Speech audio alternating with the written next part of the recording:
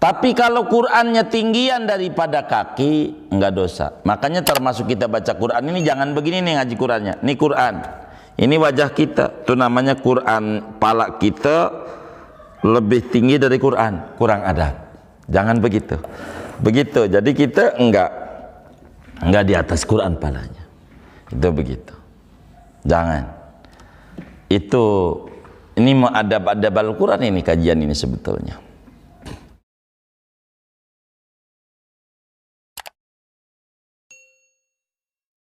Assalamualaikum warahmatullahi wabarakatuh. Bismillahirrahmanirrahim. Alhamdulillahi rabbil alamin. Wassalatu wassalamu ala sayyidina Muhammadin wa ala alihi wa sahbihi ajma'in. Amma ba'du faqad qala al-imamul muallifu rahimahullahu ta'ala wa nafa'ana bihi wa bi barakati ulumih wa ghafara lahu wa limasyayikhihi wa limasyayikhina amin.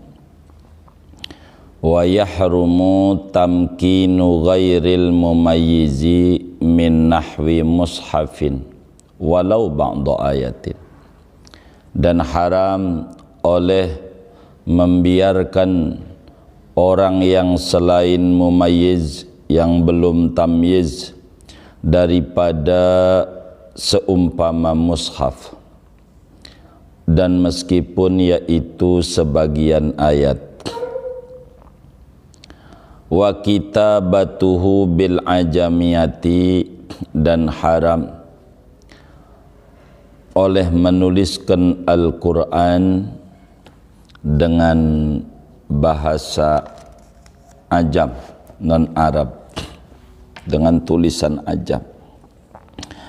Wa wad'u nahwi dirhamin fi maktubihi, dan meletakkan seumpama uang pada tulisan Al-Quran. Wa ilmin syar'iyyin, dan ilmu bangsa syarak, meletakkan pada tulisan ilmu bangsa syarak. Wa kadza ja'luhu baina awraqihi, dan seperti ini haram, yaitu meletakkan nahwi dirham di antara lembaran-lembaran Al-Quran. Khilafan li syekhina, berbeda pendapat bagi guru kita Ibnu Hajar Al-Haytami. Wa tamziquhu abasan, dan haram oleh tamziquhu, merobek-robek mushaf, abasan, padahal bermain-main, yakni tidak tujuan menjaga. Wabal kutiba alaihi, dan haram oleh menelan sesuatu yang dituliskan Al-Quran alaihi, di atas sesuatu. La syurbu mahwihi, tidak haram oleh meminum leburan Al-Quran. Wa maddur rijli lil mushafi, dan haram oleh melonjorkan kaki ke arah mushaf. Malam yakun ala murtafi'in, selama-lama tidak ada oleh mushaf, yaitu di atas tempat yang tinggi. Wa yusannul qiyamu lahu kal alim bal aula, dan disunahkan oleh berdiri bagi mushaf sama seperti orang alim, bahkan aula, yaitu apalagi. Wa yukrahu harqu ma kutiba alaihi illa li gharadi nahwi siyanatin, dan dimakruhkan oleh membakar apa yang tertulis Al-Quran di atasnya, kecuali karena tujuan seumpama menjaga. faghasluhu aula minhu, maka adapun mencucinya, membasuhnya mushaf yaitu lebih utama daripada membakar. Wa yahrumu bil janabati al muksu fil masjidi. Wallahu alam ya. Panjang ya.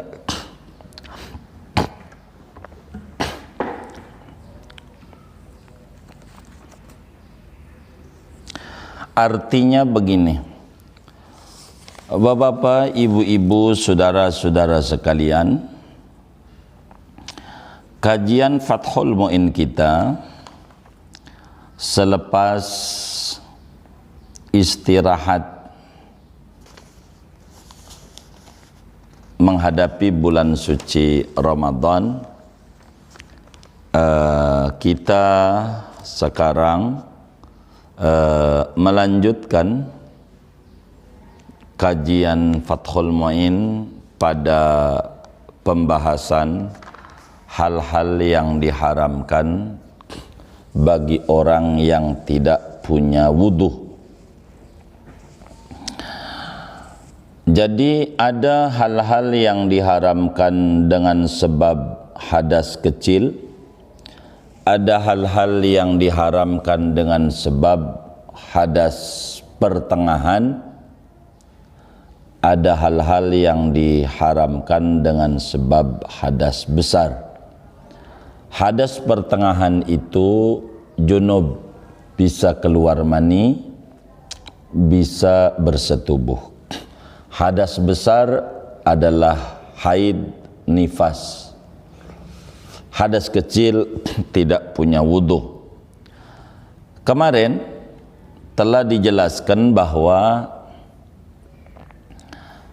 di antara yang diharamkan ketika tidak punya wudu adalah mashul mushaf, memegang Al-Quran. Dengan uraian-uraian yang sangat panjang ini dalam Fathul Mu'in ini, kita tidak ulang lagi. Bagaimana kalau Qur'annya ada di tafsir, bagaimana kalau Qur'annya nyelip di kitab, bagaimana kalau Qur'an digabung di tas, yang ada buku matematik, ada kitab fikih dan seterusnya. Itu sudah kita bedah pada kajian sebelum Ramadan.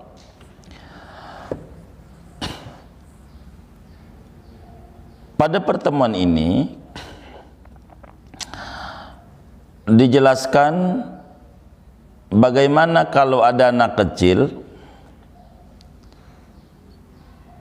mau ngaji enggak punya wudu, megang Quran. Apa hukumnya? Nah, ini kajian kita. Saya mundur sedikit. Bila anak kecil itu sudah tamyiz, sudah mengerti, bisa makan sendiri, minum sendiri, kalau cebok sendiri, ketika mau ngaji tidak pegang Quran, tidak punya wudu, megang Qurannya, maka jangan dilarang.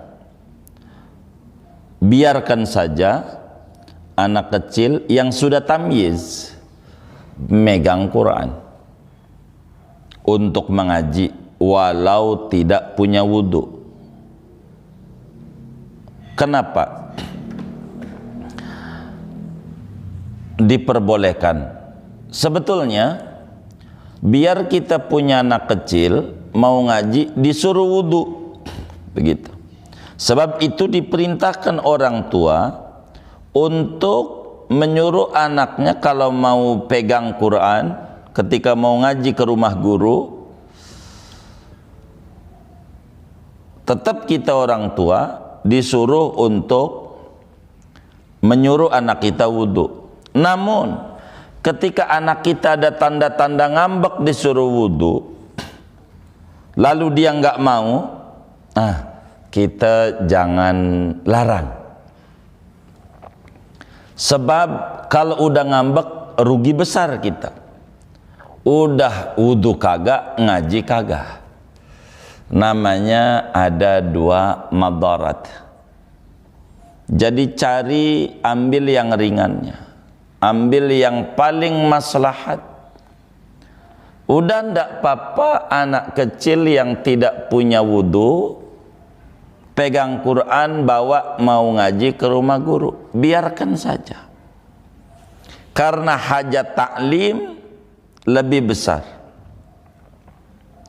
Taklim lain dengan sholat, lain dengan tawaf, lain. Ini megang Quran, begitu.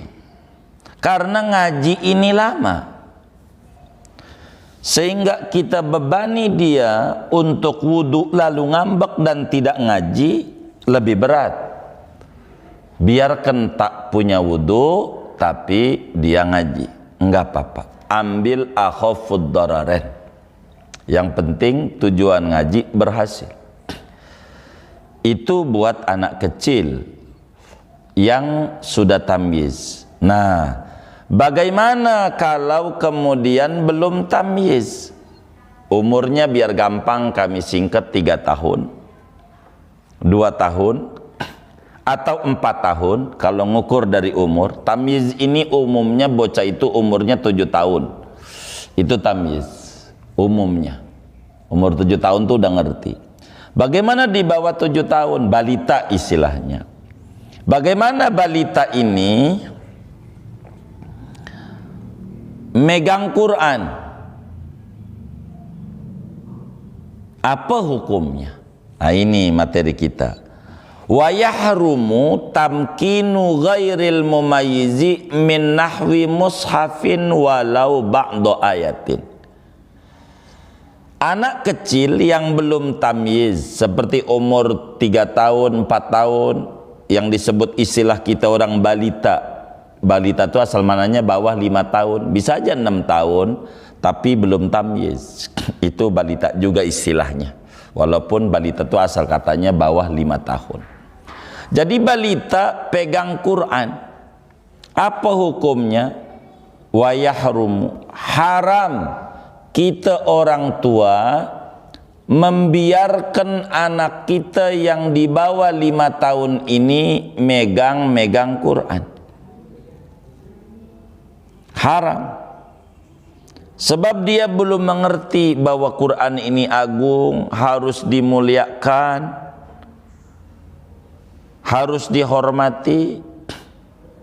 Ndak ngerti, masih bocah. Yang dosa siapa? Ditujukan hukum ini satu kepada wali, ayah bunda, kepada guru ngaji TPA-nya tuh, atau TPQ, atau RTQ, rumah tahfidz Quran tuh. Kalau umur 3 tahun pegang-pegang Quran, dirobek, yang dosa orang tuanya. Dia sih nggak dosa, karena belum baligh, belum ada taklif. Tapi orang tuanya menjadi dosa bila orang tua anak kecil mainannya Al-Quran, lalu dirobek-robek itu Al-Quran, dosa orang tuanya. Kenapa? Karena dia belum tamyiz. Mana dalilnya? Ini di Fathul Mu'in. Wa yahrumu tamkinu ghairil mumayyizi min nahwi mushafin. Haram, yakni dosa ayah bunda yang membiarkan anaknya yang belum tamyiz, biar gampang, balita, belum mengerti, pegang-pegang Al-Quran. Nanti bisa diacak-acak, bisa dirobek oleh tuh bocah karena belum mengerti. Adapun yang sudah tamyiz, udah tuh materinya yang lalu, enggak apa-apa, udah ngerti Al-Quran ini agung. Tapi kalau masih kecil, tidak boleh, haram dibiarkannya.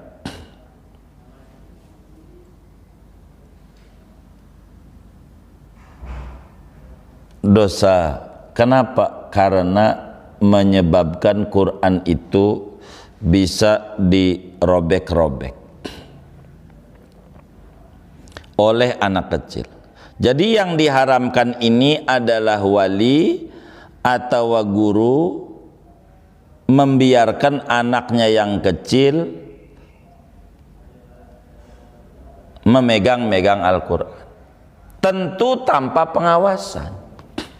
Bila di pengawasan yang megang adalah gurunya, jadi ketika mau direbut sama bocah kagak boleh, itu nggak apa-apa.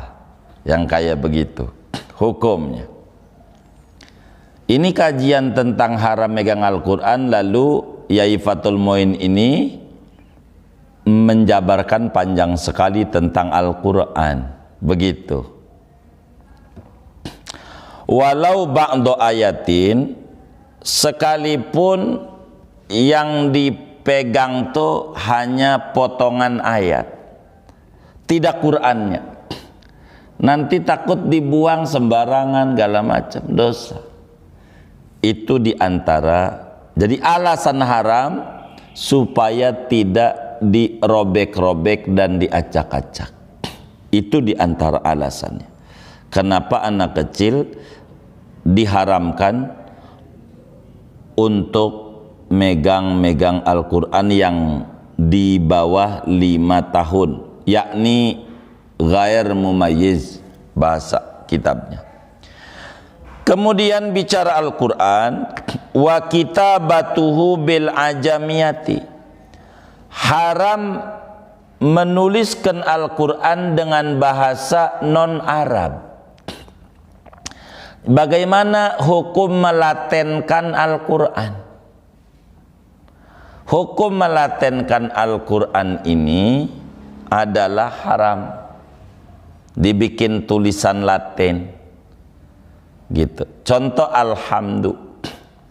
Alhamdu kalau ditulisin Latin bisa saja dibaca oleh kita hak besar, bisa dibaca hak kecil. Alhamdu bisa, karena antara hak besar sama hak kecil itu tulisannya sama dalam huruf Latin. Ini dipakai huruf Latin itu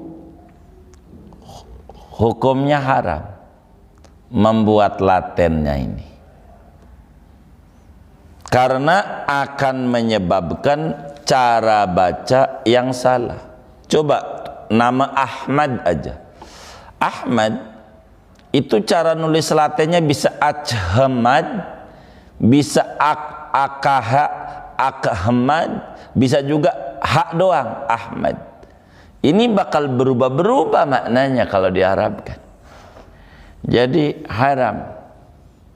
Jadi dituliskan Quran itu dengan huruf ajam, yakni non-Arab hurufnya. Nulisnya aja dilatenin, ini haram. Nulisnya Quran. Jadi hukum menulis Al-Quran dengan non-Arab hukumnya haram. Kata Fathul Muin, wa yahrumu kitabatuhu bil ajamiyati, haram menuliskan Al-Quran dengan tulisan ajam, yakni bahasa non-Arab. Tidak boleh, hukumnya haram, sebab bisa menyebabkan makna yang berubah. Begitu. Tulisan ajam itu jangan, haram dalam kitab Fathul Muin ini. Kemudian wa wad'u nahwi dirhamin fi maktubihi, haram naro duit ataupun apapun di dalam tulisan Al-Quran. Yakni ada orang biasanya begini, karena duitnya sering hilang, dianggap ada tuyul Yang nyolong tuyul, bisa saja yang nyolong tuyulnya pala hitam. Begitu. Waktu lakinya pergi, bininya lintip-ngintip dompet lakinya, diambil. Yang disalahin tuyul, padahal tuyul pala hitam. Ada orang naruh duit di Al-Quran. Ini Quran diselipin duit, ditaruh di Quran, dijepit. Maksudnya dia biar enggak hilang duitnya. Itu bagaimana hukumnya? Kata Fathul Muin, wa wad'u nahwi dirhamin, jadi haram, diharamkan menaruh duit dan semacamnya pada Quran, tulisan fi maktubihi, pada tulisan Quran. Tidak boleh hukumnya. Jadi merendahkan sekali, seakan-akan Al-Quran itu berangkas, tempat penyimpanan duit. Menyamakan Al-Quran ini merendahkan, sehingga hukum naruh duit pada Al-Quran menjadi haram.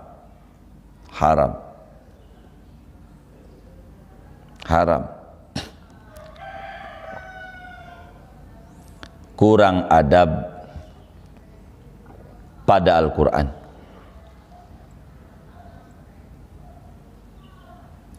Dianggap menghinakan Al-Quran. Wa ilmin syar'iyyin, begitu juga pada kitab-kitab ilmu syara'. Kayak kitab Fathul Muin ini, diselipin duit, haram, biar nggak hilang. Akhirnya ada satu joki, jadi anekdot, dibilang begini, ada orang tua nasihati sama anaknya yang laki, bilang begini, tong, biasa orang Betawi panggil anak laki-laki kesayangan tuh entong, tong, kalau mau nyari bini, tolong jangan cari bini yang pinter nyari duit.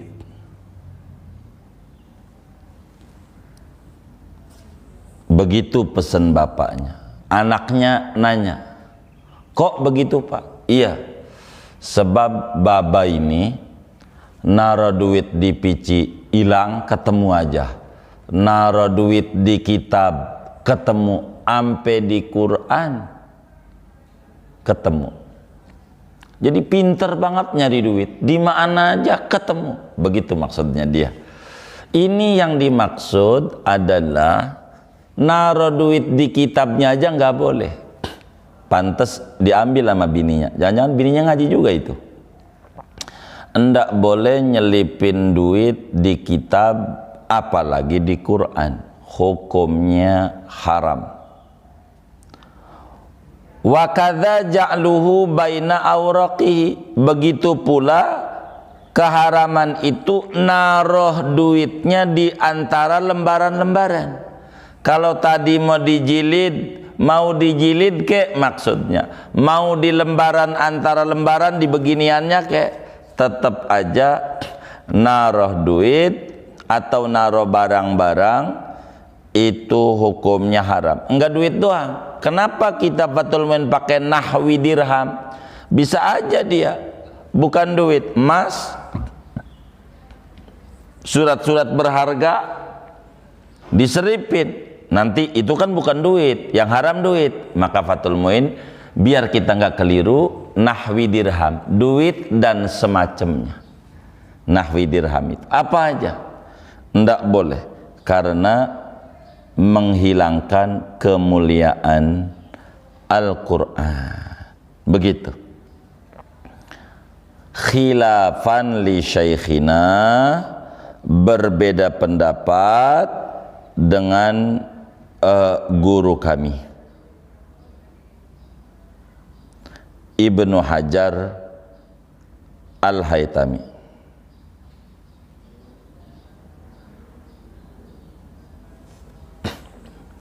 Kalau Ibnu Hajar, kalau kitab-kitab enggak apa-apa, Quran jangan begitu.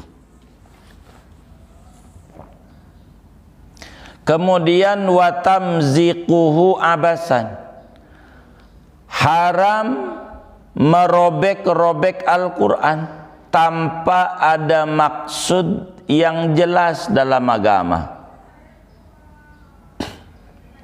tanpa ada uzur syar'i.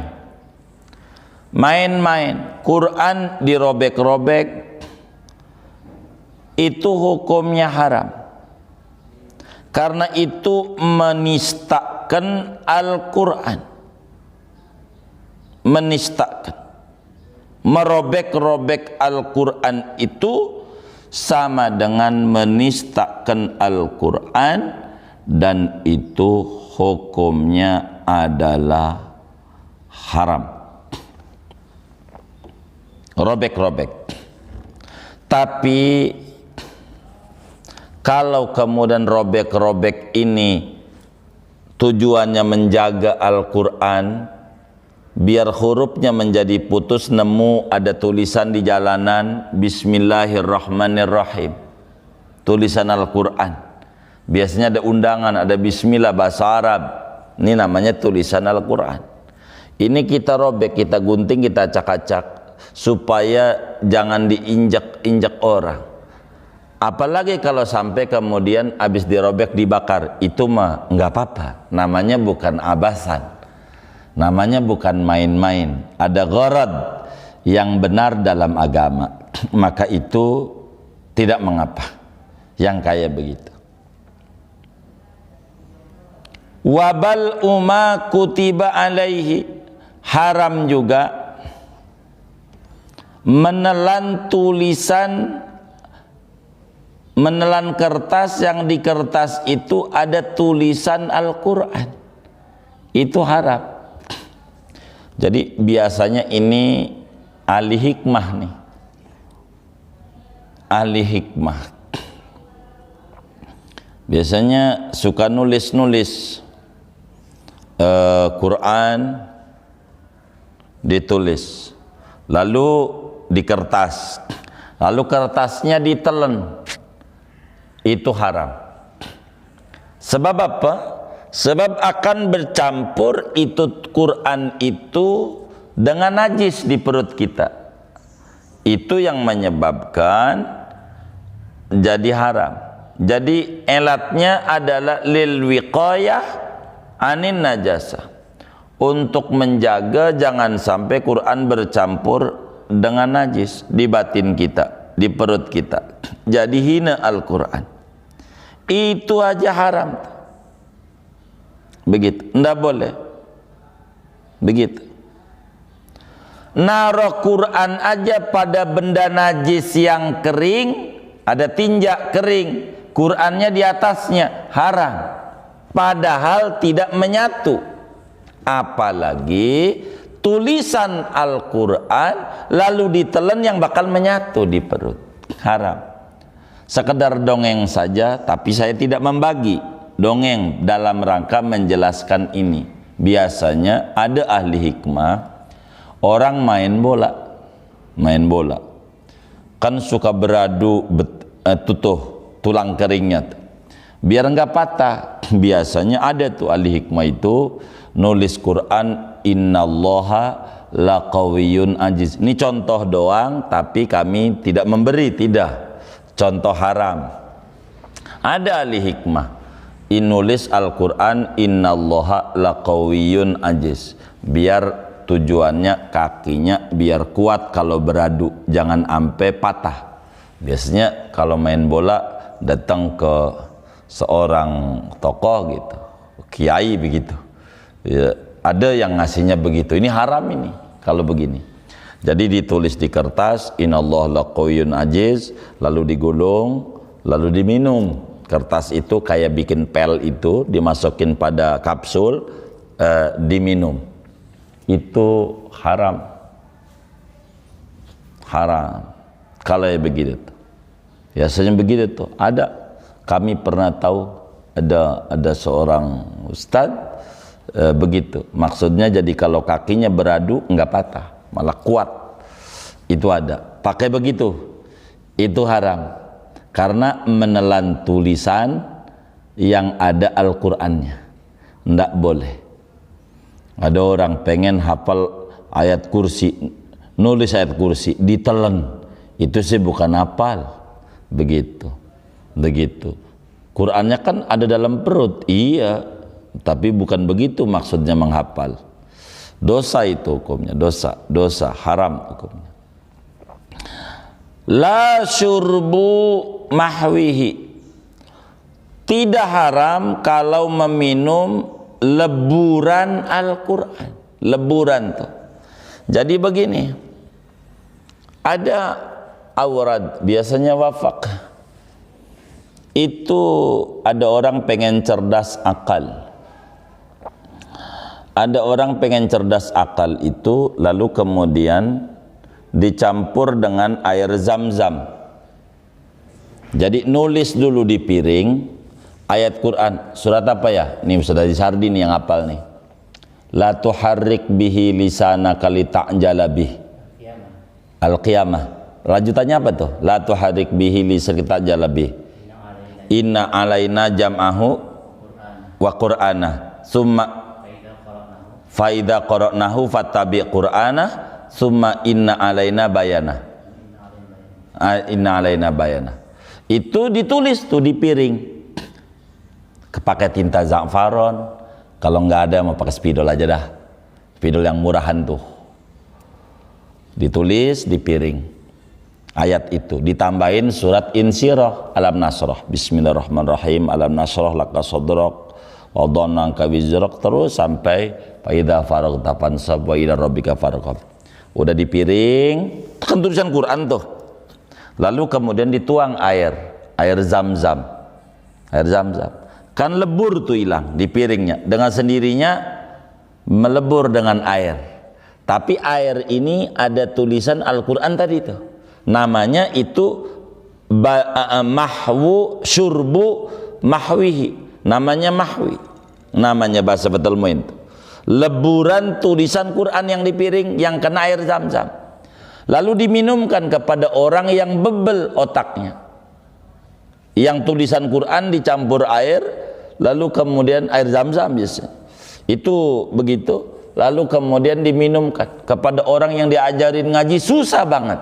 Wis fa insyaallah anak itu menjadi cerdas akalnya. Itu bagaimana tuh hukum nulis Al-Quran di piring, lalu pakai za'faron biasanya, kalau nggak ada pakai spidol aja, lalu kemudian dituangin air, kalau bisa air zam-zam, memang itu ajarannya, lalu kemudian diminum airnya, nggak apa-apa, nggak apa-apa, kayak begitu tuh, boleh hukumnya. Namanya tabarruk, mengambil barakah dengan leburan ayat-ayat Al-Quran, minum, boleh.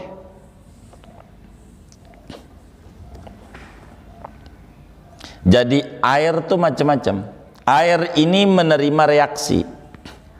Jadi air itu dikasih kopi, namanya air kopi. Air itu dikasih susu, namanya air susu. Air itu diisi jeruk, namanya air jeruk. Tapi air itu diisi ayat-ayat Al-Quran, namanya air doa. Enggak apa-apa, boleh. Tapi kalau dibacain doang, itu lebih boleh. Airnya diminum, itu banyak, enggak apa-apa yang kayak begitu. Air doa namanya. Ini mah air leburan tulisan Al-Quran. Bagaimana tuh hukumnya?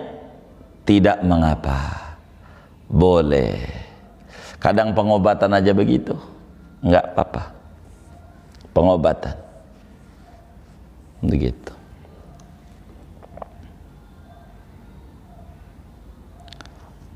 Wa maddur rijli lil mushafi ma lam yakun ala murtafi'in, atau murtafa'in dibacanya, isi makan. Haram melonjorkan kaki ke Quran. Jadi bagaimana kalau ngaji, adab kita ngaji ini Qurannya pakai lekar, biar Qurannya lebih tinggi daripada kita. Haram. Kalau tidak lebih tinggi, menghina Al-Quran, menghina Al-Quran. Jadi bagaimana biar Qurannya lebih tinggi dari kita, sehingga bagaimana kalau kakinya melonjor. Kalau kakinya melonjor enggak apa-apa, kalau Qurannya di atas. Contoh, saya mau pakai contoh saja biar enak. Ini ada lekar ini, saya pinjam lekar itu. Pinjam lekar. Nah, baik. Nih, kakinya belonjor kita, tuh, belonjor. Enggak apa-apa. Malam yakun ala murtafa'in, kata Fathul Muin. Selama Qur'annya tidak di tempat tinggi yang haram. Artinya, bila Qur'annya tinggian dari kaki, maka belonjornya ini baca Quran belonjor, enggak apa-apa, enggak dosa. Tapi kalau kemudian enggak pakai lekar, ini di depan kaki kita ada Quran, depannya dosa. Tapi kita belonjor, depannya ada Quran, tapi Qurannya di atas lekar tuh, kayak gini nih. Ini Quran, kita kakinya belonjor, ngadep Quran, tapi Qurannya tinggian, enggak dosa. Tapi kalau Qurannya rendahan, dosa. Hukumnya dosa, enggak boleh, dosa. Jadi haram melonjorkan kaki, karena itu termasuk daripada menistakan. Bahkan termasuk kita nginjek-nginjeknya. Ada biasanya, mohon maaf, jangan kita sejadah tulisannya Al-Quran, inna lillahi wa inna ilaihi raji'un, hadiah daripada 40 hari wafatnya si fulan. Sejadah tapi ditulisin Quran, kita injek, jadi haram. Kadang nisan di kuburan ditulisin Al-Fatihah, lalu kita injek, haram. Itu diinjaknya itu, yang kayak begitu tuh enggak boleh. Dijelaskan juga di dalam kitab Mughnil Muhtaj oleh Imam Khatib Asy-Syirbini, sebagaimana juga dijelaskan oleh Imam Yusuf Al-Ardabili di dalam kitab Al-Anwarnya. Haram, enggak boleh.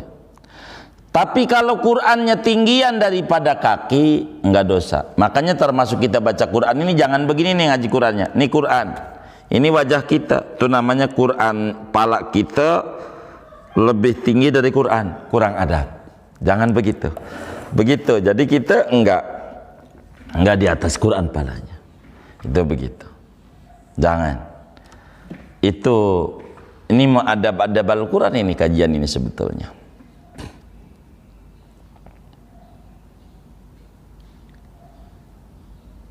Kemudian wa yusannul qiyamu lahu kal alimi bal aula. Sunnat kita berdiri. Kalau kita melihat Al-Quran, sunnat kita berdiri karena penghormatan sama Al-Quran. Berdiri, termasuk sunat mencium, cium Quran, sunat. Sesudah ngaji kita cium Quran.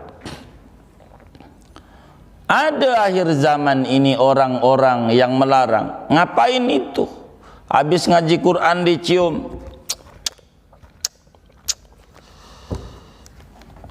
Ini enggak dicontohin sama Nabi. Begitu. Ini namanya kekeliruan. Dia tidak faham orang yang kayak begitu. Nggak ada itu yang namanya Nabi nyium-nyium begini. Nggak ada itu. Itu namanya dia tidak faham. Satu, tidak faham sejarah Al-Quran. Di zaman Nabi tidak ada Quran pakai mushaf ini, ditulis di kertas, tidak ada itu di zaman Nabi. Jangankan itu, titik nggak ada zaman Nabi. Ba titik 1 di bawah, tak titik 2 di atas, nggak ada zaman Nabi. Termasuk harokat barisan, ini fathah, ini dhamma, ini kasroh, nggak ada zaman Nabi. Jangankan zaman Nabi, kalau titik zaman sahabat 4 aja nggak ada. Titik, ba titik 1 di bawah nggak ada. Zaman Abu Bakar, Umar, Utsman, Ali nggak ada. Barisan lebih-lebih harokatmu, lebih nggak ada lagi di zaman Nabi, zaman sahabat. Bagaimana mungkin Nabi mau nyium Quran? Uang tulisannya aja ndak ada, mushafnya ndak ada. Mushaf baru terbentuk mushaf resmi di zaman Sayyidina Utsman. Tapi awal penulisan pembukaan Al-Quran dari mulai Abu Bakar terus sampailah Sayyidina Umar, sampailah di Sayyidina Utsman, rapih seluruhnya. Maka bagaimana mencium Al-Quran?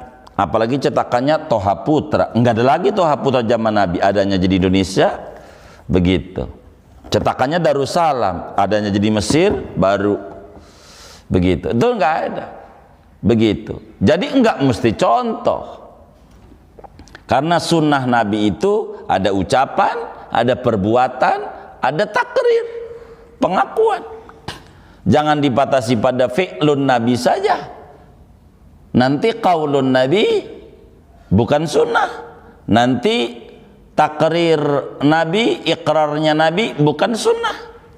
Padahal yang sunnah itu adalah fi'lun Nabi, qaulun Nabi, ikrarun Nabi, itu juga sunnah. Jangan sampai kita jadi salah. Cium Quran sunat, cium. Bahkan diri, kalau kita lihat Quran, ada orang bawa Quran, diri, hormat amal Quran, itu sunnah.